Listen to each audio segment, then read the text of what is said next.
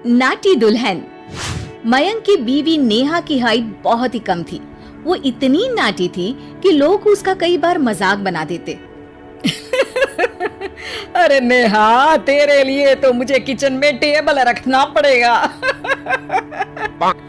माँ जी, इतनी भी नाटी नहीं हूँ मैं, और हाँ, हिल्स पहनकर तो बिल्कुल आपके बराबर आ जाती हूँ।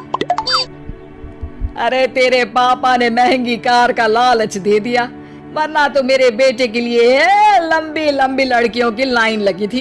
क्या बताऊं तुझे, कटरीना फैल थी उनके सामने। पर माँ जी, आपका मयंक भी तो हाइट में कौन सा अभिषेक बच्चन की तरह है जो कटरीना मिल जाती।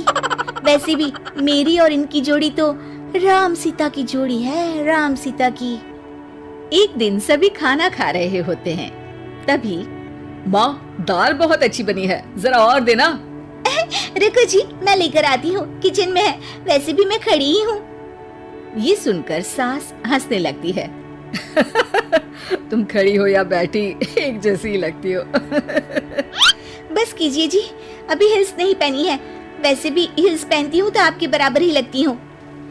एक दिन नेहा सब्जी लेने बाहर निकलती है तो पड़ोसन कहती है, अरे देखो देखो कितनी नाटी है, मयंक तो दिखने में अच्छा है, हाइट भी ठीक ठाक है, फिर क्या जरूरत थी ऐसी नाटी बहू लाने की। दहेज बहन, दहेज, अंधे हो गए थे पैसों के पीछे, अब करे जगह साई। दोनों की बात नेहा सुन लेती है और उसे बहुत गुस्सा आ जाता है। आंटी जी, एक बात बताओ, मेरे पापा के पास पैसे हैं, उनको अच्छी लड़की की तलाश थी, ये पसंद आए और शादी हो गई, इसमें मेरा क्या कसूर है जो आप लोग मुझे सुना रही हैं? अरे नहीं नहीं नेहा, हम तो तेरी सास की बात कर रहे थे कि कितनी लालची औरत है। देखिए, वो लालची नहीं है, हाँ, उनकी कुछ शौक है जो वो अपने बेटे से पूरा करवाना चाहती है, और देखा जाए तो उसमें उनकी गलती भी क्या है भला। अगर इन्होंने मुझसे शादी की है तो जरूर कुछ न कुछ तो अच्छाई नजर आई होगी ना। और अब ना तो मैं आपकी बहू हूँ और ना ही आपके रिश्तेदारों को मुझसे मिलना है, फिर ये बात समझ नहीं आई कि आप इतना परेशान क्यों हो रही हैं। ये बोलकर नेहा वहाँ से निकल जाती है। नेहा, चलो तैयार हो जाओ, हम लोगों को एक पार्टी में जाना है। नेहा तैयार होकर पार्टी में जाती है, जहाँ मयंक का दोस्त उससे कहता है, अरे मयंक, तू लकी है यार, तेरी बीवी की हाइट इतनी कम है कि तुझे बच्चे की जरूरत ही नहीं है, भाभी ही बच्ची जैसी है। और मयंक, मेरी बीवी इतनी कम हाइट की हो ना तो मैं तो घर से बाहर ही ना निकलूं, कहीं फुदक कर चली गई तो लेने के देने पड़ जाएंगे। सभी नेहा पर हंसने लगते हैं। तभी पार्टी की जगह पर आग लग जाती है। अरे भागो यहाँ से, जल्दी करो, निकलो यहाँ से। अरे लेकिन बाहर के दरवाजे पर ही आग है, अब कैसे बाहर निकलेंगे, कोई रास्ता भी नहीं है। अरे रास्ता है ना, अगर कोई इस खिड़की से बाहर निकलकर अगर सामने के दरवाजे में आग को बुझा दे तो सब निकल सकते हैं। तभी नेहा उस छोटे से जरोखे से बाहर निकलकर आग को बुझा देती है। अरे वाह, भाभी जी ने तो आज हम सबको बचा लिया।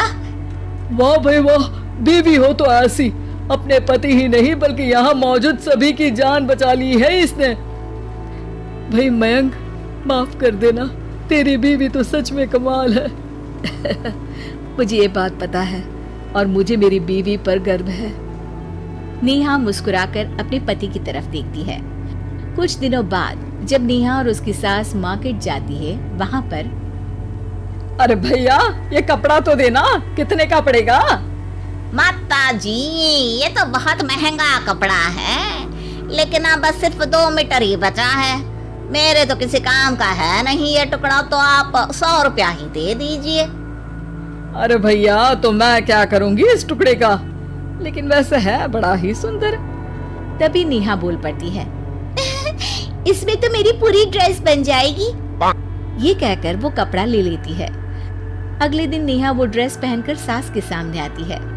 अरे वाह नेहा, ये ड्रेस तो बहुत ही सुंदर लग रही है, बड़ी महंगी होगी ना?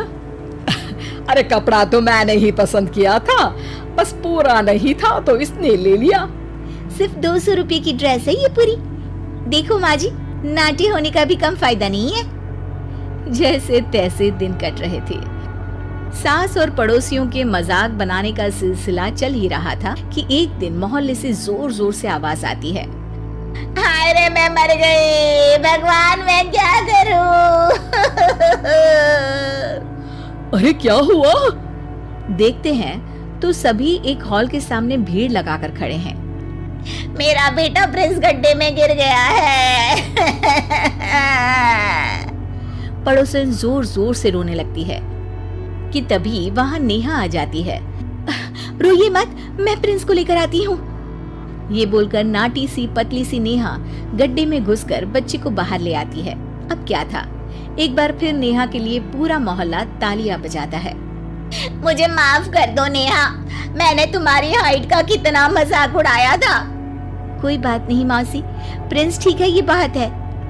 अब वो दिन आता है जब सास नेहा की तारीफ करती है। वाह बहू वाह, तेरी तारीफें सुन सुनकर तो मैं खुश हो गई। आज तो तूने ये साबित कर दिया कि समाज में इंसान अपने रंग रूप और लंबाई चौड़ाई से नहीं बल्कि साहस और हौसले से काबिल कहलाता है। मुझे माफ कर देना बेटा।